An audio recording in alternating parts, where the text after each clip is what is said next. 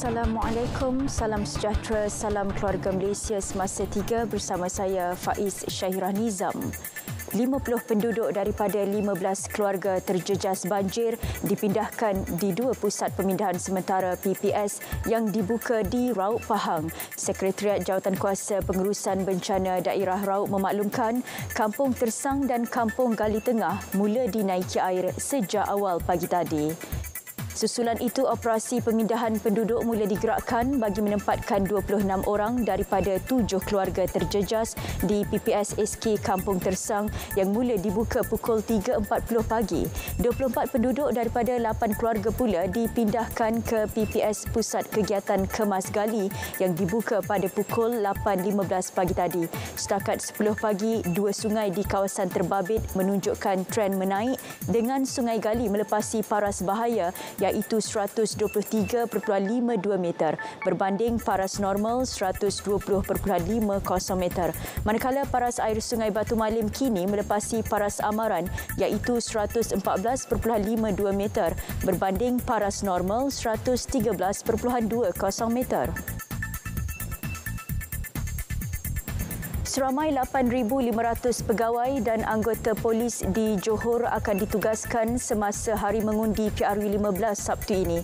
Kekuatan itu ditambah berbanding hanya 3 hingga 4,000 pegawai dan anggota pada hari penamaan calon dan sepanjang tempoh berkempen.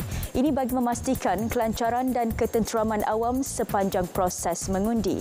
Ketua Polis Johor, Datuk Kamaruzaman Mahmat berkata, kawalan di sempadan perairan Johor sepanjang 210 km turut diperketat bagi mengelak dibolosi. Semua anggota dan aset akan digerakkan bagi memastikan keselamatan di sempadan perairan, seterusnya mengelak diceroboh sepanjang hari mengundi. Seorang lelaki yang bekerja sebagai pendawai elektrik dijatuhi denda sebanyak RM4,500 atau penjara 12 bulan jika gagal membayar denda oleh Mahkamah Magistrate di sini hari ini. Tertuduh Burhanuddin Husin, 41 tahun, mengaku bersalah melakukan khianat mencantas 50 batang bendera parti politik 14 November lalu. Mengikut pertuduhan, dia didakwa dengan niat melakukan khianat itu di tepi jalan Kampung Alur Parit, Jalan Bukit Raya, Pendang antara 10 pagi hingga 11.30 pagi sehingga menyebabkan kerugian sebanyak RM1,600. Terdahulu, Peguam Yayasan Bantuan Guaman Kebangsaan Siti Sabirah Ramli yang mewakili tertuduh memohon mahkamah menjatuhi hukuman ringan memandangkan tertuduh seorang duda yang pendapatan RM1,200 sebulan dan perlu menyara seorang anak perempuan berusia 17 tahun dan ibunya berusia 77 tahun. Bagaimanapun, Timbalan Pendakwa Raya Asma Zamri memohon Magistrate Muhammad Zulhilmi Latif menjatuhi hukuman setimpal memandang kes itu berkepentingan awam. Republikan berjaya menguasai pemilihan Dewan Perwakilan Amerika Syarikat semalam dengan perbezaan undi yang tipis. Ia dilihat sebagai halangan kepada Presiden Amerika Syarikat Joe Biden melancarkan siasatan terutama membabitkan tindakan daripada golongan konservatif. Republikan berjaya meraih 218 kerusi. Keputusan muktamad mungkin tidak jelas sehingga kiraan undi selesai dalam tempoh beberapa hari lagi. Namun Demokrat dijangka hanya meraih sekurang-kurangnya 210 kerusi tetapi tidak lebih 217 kerusi.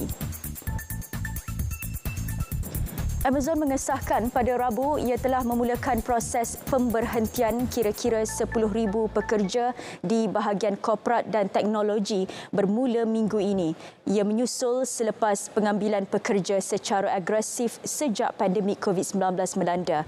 Ketika pandemik, orang ramai mula beralih membeli belah dalam talian sekaligus memaksa Amazon menambah pekerja pada suku pertama 2020 kepada 1.62 juta pekerja 2 tahun kemudian.